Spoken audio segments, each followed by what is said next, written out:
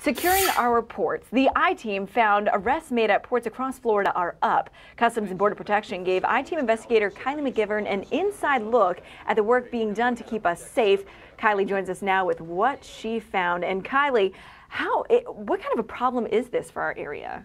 Well, it's one of those things that we don't talk about as much. You know, one of the things that first got us on this story is we know that there's been a lot of news, a lot of headlines when we're talking about our southern border with Mexico. And politics aside, we just thought, you know what, this is actually a border city that we don't think of. We have our own border. We have so many people going on and off these cruise ships all the time. So we wanted to see what is coming in there. So it's really what we talked with them about is just the threats that we face and what they're doing to stop that. But we did talk with someone from Homeland Security Investigations about what he had to say as he's describing the nature of Tampa. A lot of Tampa residents may not think of it as a border city, but we are still a border city. We have the same aspects and face some of the same challenges that if we were living on the northern border or the southern border. The seaport is a border.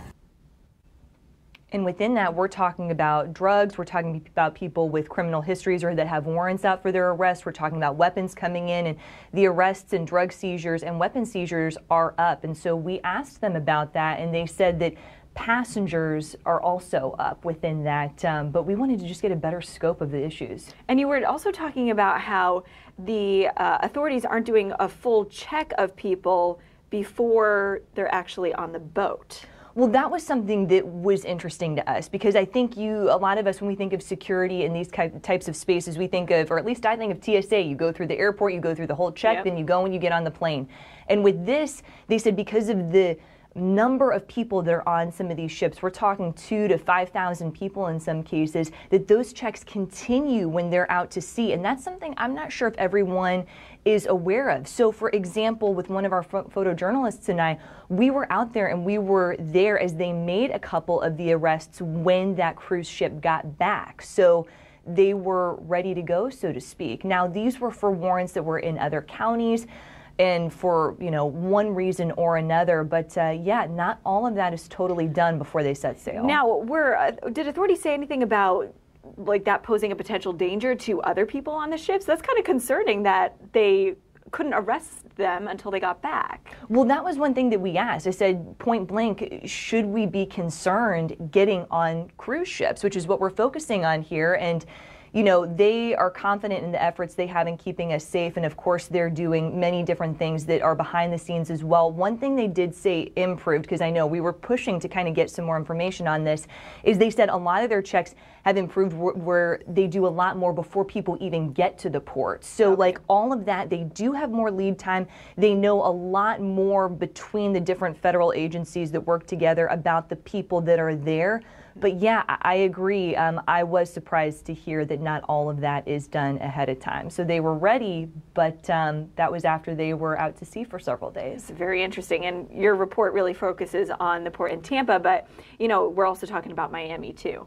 Yes, so it's like there's two big hubs basically when it comes to Customs and Border Protection. So Tampa, we could even be talking about a crossover like Fort Lauderdale, Cocoa Beach. The Tampa Bay area, the way that they see it, is huge. Mm-hmm. And then the rest of the state, in terms of the southern part of the state and Mexico, that's what they have there as well. So, but kind of like how he had said a moment ago, I'm a native Floridian. I don't even necessarily think of us as a border city, but that's exactly what they're seeing. And we talked with someone with Customs and Border Protection who talked about just what makes Tampa unique in terms of the port itself. It's almost doubling at a rate of every year.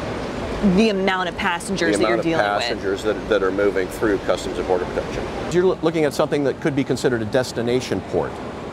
Okay, with the proximity of the theme parks, the other attractions, okay, it makes it for a vacation destination.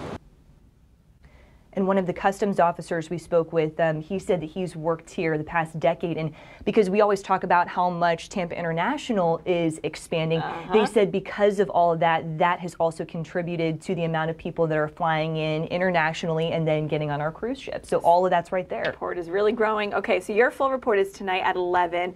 Give us a little hint of what we can expect. We were talking about numbers, really. Yes, well, we were able to get some specifics that we really haven't looked into in the past. And some of that was this idea that we had heard about happening, but we weren't sure how to kind of quantify it. And it's different individuals that work on cruise ships who live in other countries, you know, they're not U.S. citizens, and then they come and they will get off at ports, and we're talking about specifically ports in Florida, and they will not return to the ship. So they, for whatever reason, make a decision that they want to stay in the U.S., and then that's when Customs and Border Protection is alerted. So tonight you'll hear more about just how often that is happening, again, specific to Florida. A problem that a lot of us don't even really think about. You don't hear about it much, no, and so that's why we thought it was important to kind of bring that out and to also see what is being done when those situations happen. All right, Kylie, thanks so much. Thank Again, you. her full report tonight at 11.